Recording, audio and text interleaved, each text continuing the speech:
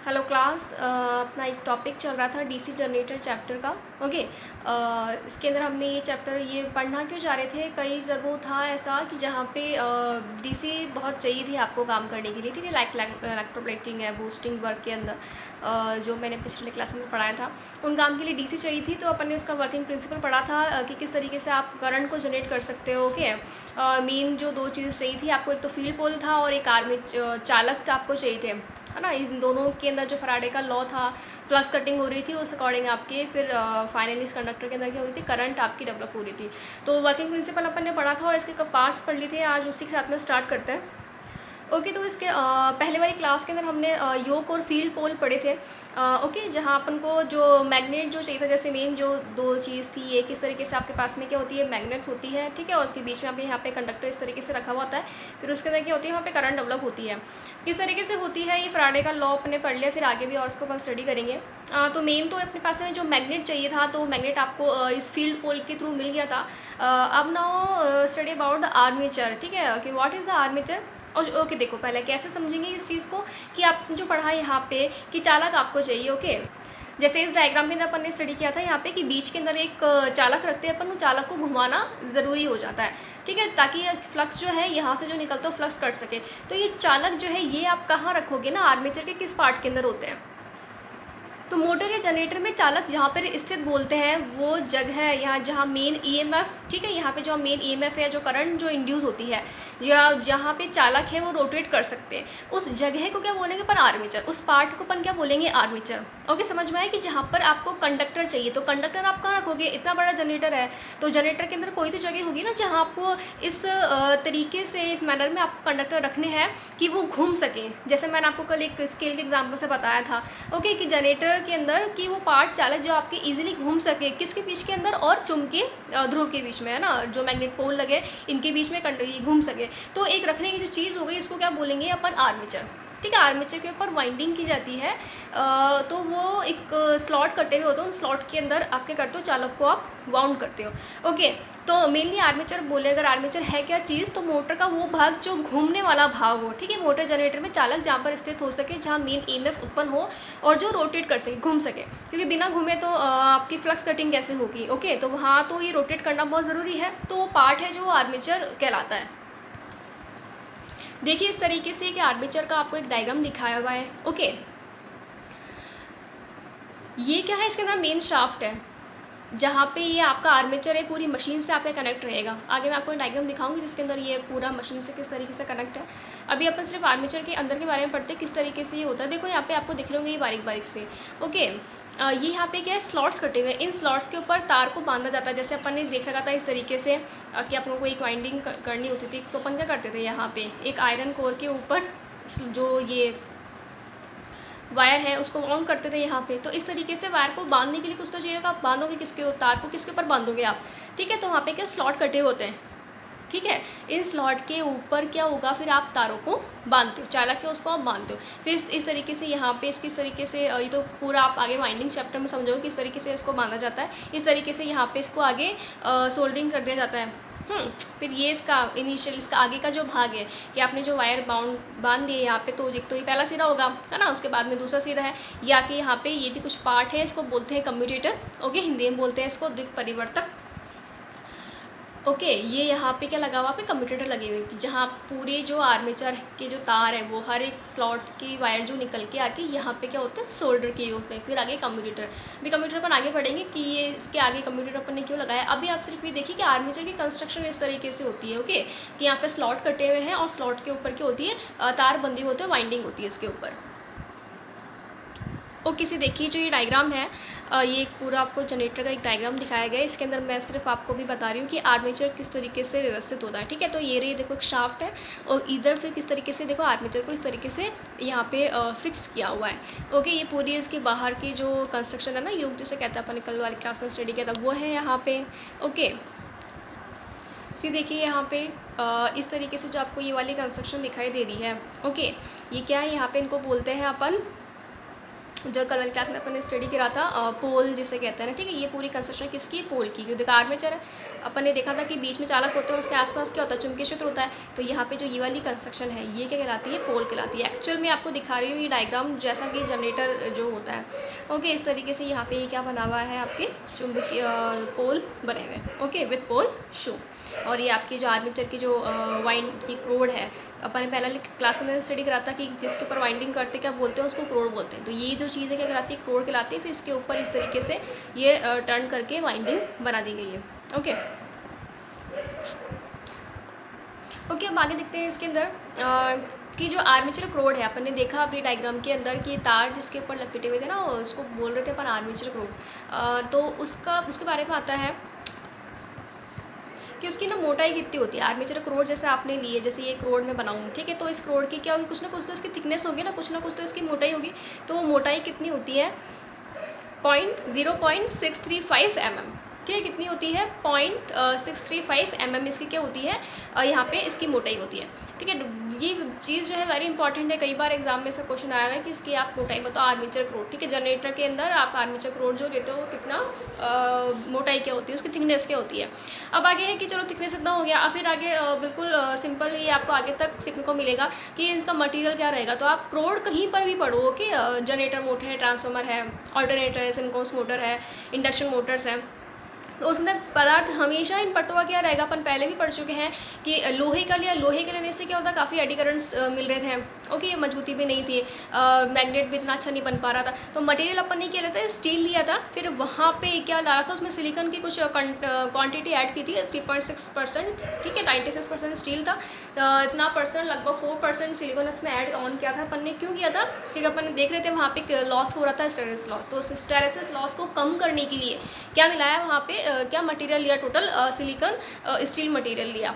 Okay, तो इसकी जो वृत्ताकार पटली है ना, मतलब एक इस पटलों को बिल्कुल लेकर के, जैसे बहुत सारी इस तरीके से लेयर्स में इनको लेना है, बहुत सारे लेयर्स को लेकर के एक के ऊपर क्या कर देना है, उसको प्रेशराइज कर करके एक बंच बना देना है, ठीक है। फिर उसके ऊपर आप क्या करोगे, वाइंडिंग करोगे। अच्छा, फिर इन पटलों को इंडिविजुअली क्या करना है, वार्निश के अंदर भी डुबोया जाता है। ये भी अपन पढ़ चुके हैं पहले क्लास के अंदर, इनको वार्निश में डुबोना बहुत ज़रूरी होता है। क्यों, हिस्टैरिसीस लॉस के बाद में एक लॉस और हो रहा था, एडी करंट लॉस, है ना। एडी करंट लॉस को भी कम करना बहुत ज़रूरी था, क्योंकि वो क्या कर रही थी, बहुत ज़्यादा इससे आपकी जनरेटर मोटर बहुत ज़्यादा हीटअप हो रहे थे। तो उसको हीटिंग को कम करने की, अभी हीटिंग तो आप कैसे कम करोगे, हाँ, हीटिंग हो किस कारण से रही है, एडी करंट के कारण हो रही है। एडी करंट जो हो रही थी ना, एडी करंट के कारण हो रही है। अभी करंट ना हो, इसके लिए अपन क्या चाहते हैं, करंट हमेशा करंट को रोकने का हमेशा जो कारण होता है वो क्या होता है, रेजिस्टेंस। करंट हमेशा रेजिस्टेंस के कारण तो कम होती है। अब यहाँ पे अपने पास में जिस ऐसे क्या पदार्थ है जिनका रेजिस्टेंस ज़्यादा होता है, ऑफकोर्स जो इंसुलेटिंग मटेरियल्स है ना, अचालक पदार्थ है, अचालक पदार्थ का रेजिस्टेंस ज़्यादा होता है, बहुत ज़्यादा। तो इस तरीके से अपन ने क्या ले लिया, वार्निश ले लिया, जो एक प्रकार का इंसुलेटिंग मटेरियल है, इसमें इसको डुबो दिया, इसके ऊपर इसकी पूरी लेयर छा गई वार्निश की। और ये अपने आप में, अब जब इसको अपन पूरा सर्किट में लगाएंगे तो एडी करंट के जो लूप बन रहे थे वो बिल्कुल भी नहीं बन पाएंगे यहाँ पे। ओके, तो इस प्रकार से पटलों को वार्निश में डुबोया जाता है। तो दो मेनली क्वेश्चन है ये, आपको बिल्कुल हाथों हाथ आप इसको याद करते चलिए कि सिलिकॉन क्यों मिलाते हैं स्टील के अंदर, किस लॉस को दूर करने के लिए, हिस्टैरिसीस लॉस को दूर करने के लिए। और जो पटलें होती हैं उनको वार्निश में क्यों डुबोया जाता है, एडी करंट लॉस को दूर करने के लिए, ठीक है। फिर आगे इसी के अंदर आते हैं कि आप क्रोड के ऊपर वाइंडिंग करने के लिए एक स्पेस होता है ना, जिस क्रोड जिसको बोलते हैं। तो क्रोड के अंदर क्या होता है, एक स्पेस होता है, उसको बोलते हैं स्लॉट। स्लॉट को क्या बोलते हैं, स्लॉट का मीनिंग क्या होता है, खांचे जो होते हैं उनको क्या बोलते हैं अपन, स्लॉट। इन खांचों के अंदर वाइंडिंग की जाती है। कैसे करते दिखा दे आपको, सी देखिए यहाँ पे क्या है, जो ये वाला जो पोर्शन है ना, ये इनको बोलते हैं स्लॉट। फिर यहाँ पे तार, जैसे तार कैसे डालेंगे अपन, जैसे ये अपने यहाँ पे इसको तार को यहाँ जैसे यहाँ से देखते हैं, यहाँ से तार डाला, ठीक है। फिर वापस इसको घुमा लिया, ठीक है, वापस इसको नीचे से लेकर आए, जगह होती है इसके अंदर, खांचे बने हुए रहते हैं। तो इस तरीके से बार बार इसको टर्न के ऊपर इस तरह से लपेट करके फाइनल जो वायर आपका वो यहाँ इकट्ठा हो जाता है, ठीक है। तो स्लॉट है, ये खांचे जो होते हैं ये वेरी इंपॉर्टेंट होते हैं ना, स्लॉट जिनको बोला जाता है, क्योंकि इनके बारे में आता क्वेश्चन, या इनके जो टाइप्स होते हैं ये काफ़ी 3 प्रकार की होती हैं। एक तो बिल्कुल क्लोज्ड होते हैं, एक सेमी क्लोज्ड होते हैं, एक ओपन टाइप होते हैं। ओके, देखिए यहाँ पे स्लॉट जो होते हैं, स्लॉट किस तरीके से होते हैं, ओपन टाइप होते हैं, semi close type, close type, ठीक है। ओपन टाइप मतलब बिल्कुल खुले प्रकार के होंगे इस तरीके से, जहाँ बिल्कुल आपको फिजिबल रहेगा, ईजी रहेगा चालों को यहाँ पे डाल करके वापस निकालना। ठीक है। सेमी क्लोज जो होते हैं अर्धबंद होते हैं, मतलब इनसे थोड़ा जो ये वाला ओपन एरिया है वो थोड़ा कम रहेगा, इसके अंदर आप वायर को डाल लोगे और वापस निकाल सकते हो। एंड क्लोज सर्किट, इसमें इस प्रकार से कोई ओपन एरिया नहीं होता, यहाँ पे छेद होते हैं, छेद के अंदर आपको डायरेक्ट तार डालना होता है, ठीक है, फिर सोल्डरिंग करनी होती है। डायरेक्ट ऐसा ओपन एरिया नहीं होता कि आप ऊपर से फंसा सके। तो इन सब में जो अधिकतर जो यूज़ में लेते हैं वो सेमी क्लोज होते हैं। एक्चुअली ये बिल्कुल भी यूज़ में नहीं लिया जाता कि जब मशीन रोटेट करती है तो काफ़ी इस प्रकार से चांसेस होते हैं कि वायर जो है यहाँ से बाहर निकल के आ सकते हैं। ओके, अच्छी तरीके से अगर उन पर सोल्डिंग वगैरह नहीं की गई है तो ये सेमी क्लोज टाइप के मोस्टली जो यूज़ किए जाते हैं वो सेमी क्लोज प्रकार के होते हैं। ओके क्लास, तो अभी अपन ने इसके अंदर आर्मेचर के इसको टॉपिक को स्टडी कर लिया। ओके, अब इसके आगे के पार्ट है वो अपन इसकी थोड़ी सी पहले वर्किंग समझेंगे, तब जाके आपको समझ में आ जाएगा कि ये चीज़ें यहाँ पे क्यों लगाई गई है। ओके, अपना फिर इसका पार्ट लेते हैं, फील्ड कॉइल जिसको बोलते हैं। ओके, इसके पहले अपन ने कल की क्लास में फील्ड पोल स्टडी किया था। ओके, फील्ड पोल क्यों लगाया गया था कि जनरेटर के अंदर चुंबकीय क्षेत्र आपको ही उत्पन्न करना है, ठीक है। तो कैसे करोगे आप, मैग्नेटिज्म आपको चाहिए कहीं पे, ठीक है। तो उसके लिए आपको क्या चाहिए, क्या पोल्स तो चाहिए, ठीक है। पोल जानते हैं आप, पोल्स किसको कहते हैं, तो वो पार्ट जो चुंबकीय क्षेत्र को उत्पन्न कर सके, ठीक है। अभी देखिए यहाँ पे कि जो एक तरीके से अगर यहाँ पे अपन दो मैग्नेट अपन ने पढ़ ली थी, तो एक आर्टिफिशियल है ना, एक परमानेंट मैग्नेट अपन ने पढ़ा था।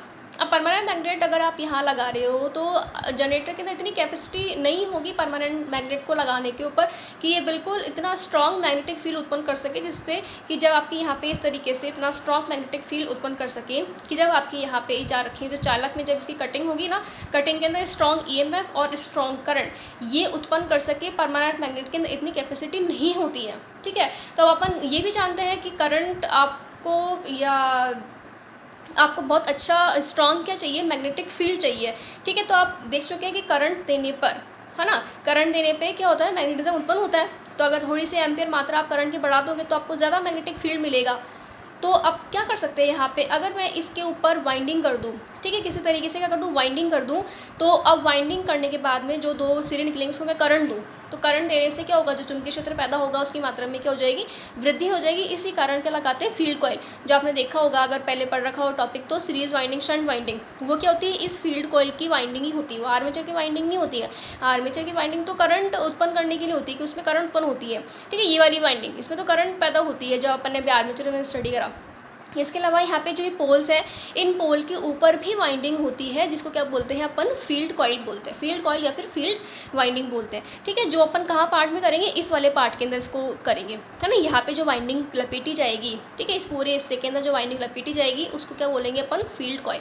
और यहाँ पे क्या लगा रखे हैं, क्या बोलते हैं इनको, पोल शू बोलते हैं। ये पोल शू जो है किस चीज़ के अंदर आपकी हेल्प करता है कि ये जो यहाँ से जो वायर है, जब जनरेटर जब रनिंग कंडीशन में होता है तो इतना स्ट्रॉन्ग वाइब्रेशन वहाँ पे होता है कि ये तार आपको खिसक करके वाइंडिंग जो इस पोल एरिया से बाहर नहीं चली जाए, उसके लिए अपन क्या लगाते हैं यहाँ पे, ये पोल शू लगाते हैं कि ये जो एक तरीके से उसको एक बेस प्रदान करती है, रुकावट प्रदान करती है, ताकि आपकी वाइंडिंग वो खिसक करके इस पोल से बाहर नहीं चली जाए। ओके, और यहाँ पे अपन ने पढ़ भी लिया था पहले भी कि इससे जो इसका मैग्नेट वाला एरिया वो काफ़ी इंक्रीज हो जाता है। तो अभी अपना कौन सा पार्ट पढ़ा अपन ने, फील्ड कॉइल।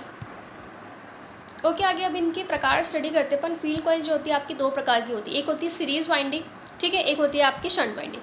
कैसे होती है, एक बार सीरीज वाइंडिंग होती है और दूसरी कौन सी होती है, शंट वाइंडिंग होती है। एक्चुअली इनके अपने अलग अलग वोल्टेज इंड्यूस करने की कैपेसिटी होती है, इस कारण इनको अलग अलग बनाई जाती है। जब इसको अपन आगे फर्दर स्टडी करेंगे तब सीखेंगे। अभी सिर्फ इतना सीखते हैं यहाँ पे कि जो पहचानते कैसे इसको, ये किस तरीके से आपको जब सीरीज वाइंडिंग बनानी है आप कैसे बनाओगे, आपको शंट वाइंडिंग बनानी है आप कैसे बनाओगे। सीरीज वाइंडिंग कैसे बनती है हमेशा, देखो इसके ना पहले इसको देखते हैं अपन, शंट वाइंडिंग। शंट वाइंडिंग कैसे बनी है, देखो यहाँ पे बहुत सारे टर्न दिख रहे हैं आपको, ठीक है, 1 टर्न 2 टर्न इस तरीके से बहुत सारे टर्न होते हैं, और वायर क्या है, थोड़ा पतला लिया है। तो जो अगर पतला वायर लिया है और बहुत सारे टर्न्स लिए हैं, वो वाइंडिंग कैसे कहलाएगी, शंट वाइंडिंग कहलाएगी। ऑफ कोर्स अब दिख रहा है यहाँ पे कि टर्न्स बहुत ज़्यादा, तो यहाँ पे रेजिस्टेंस भी क्या होगा, बहुत ज़्यादा होगा। ओके, तो अब ये जो वाइंडिंग तैयार उसको क्या बोलते हैं अपन, शंट वाइंडिंग। दूसरी कौन सी वाली है, सीरीज वाइंडिंग। सीरीज वाइंडिंग में क्या दिख रहा होगा अपन से हम कंपैरिजन कर दे तो कि टर्न्स पहली बात क्या है, कम है, ठीक है, टर्न्स वो कम है, और जो आपके पास में वायर लिया हुआ आपने क्या लिया है, बिल्कुल देखो मोटा लिया हुआ है, ठीक है, मोटा तो तार है इसका बिल्कुल, और कम टर्न्स लिए हैं। अब इनकी क्या वजह है, ये अपन इसको बिल्कुल जब इसके पार्ट्स है वो स्टडी करेंगे। या चलो एक बार देख लेते हैं क्या होता है इसको। एक्चुअली सीरीज वाइंडिंग जो है, अपन ने सीरीज सर्किट आप पहले ही पढ़ चुके, कोई सा भी सीरीज सर्किट हो तो करंट आपकी क्या सब जगह वही सेम रहती है। तो यहाँ पे जो आर्मेचर के सीरीज़ में जोड़ा जाता है इसको, इसलिए इसको सीरीज वाइंडिंग बोलते हैं। तो जितनी आपके आर्मेचर से करंट निकलेगी वो सारी की सारी इस वाइंडिंग में फ्लो करनी पड़ेगी, ओके, तो आर्मेचर की करंट तो लोड पे डिपेंड करती है, लोड में करंट ज़्यादा है तो आर्मेचर से करंट ज़्यादा निकलेगी, तो उस करंट, इस वाइंडिंग की इतनी कैपेसिटी तो होनी चाहिए ना कि वो उस करंट को सहन कर सके। तो इसलिए अब कैसे कोई तार की कैपेसिटी कैसे निर्भर करती है, वो कितना उसको सहन कर सकता है, उसका जितना क्रॉस सेक्शनल एरिया होगा, जितना उसका ये यहाँ पे क्षेत्रफल ज़्यादा होगा। ओके, तो इस कारण इसको अपन क्या लेते हैं, टर्न्स आपके मोटे लेते हैं। यहाँ पे क्या है कि इस वाइंडिंग का आर्मेचर में जो करंट उत्पन्न होती है ना, उससे कोई फ़र्क नहीं पड़ता, तो इसलिए इसको आप बिल्कुल कम टर्न्स में ही इसको बहुत पतले तार के अंदर इसको ले सकते हो, और टर्न्स जो है बहुत ज़्यादा ले लेते हैं यहाँ पे। तो पतले टर्न्स से क्या होगा, कोई इफेक्ट नहीं पड़ेगा, इसके अंदर बहुत सी फ्यू एम्पेयर करंट जाती है, इसलिए क्रॉस सेक्शनल एरिया यहाँ पे कम ही लिया हुआ है। ठीक है, इसके बाकी के पार्ट्स हैं वो अपन कल की क्लास के अंदर स्टडी करते हैं।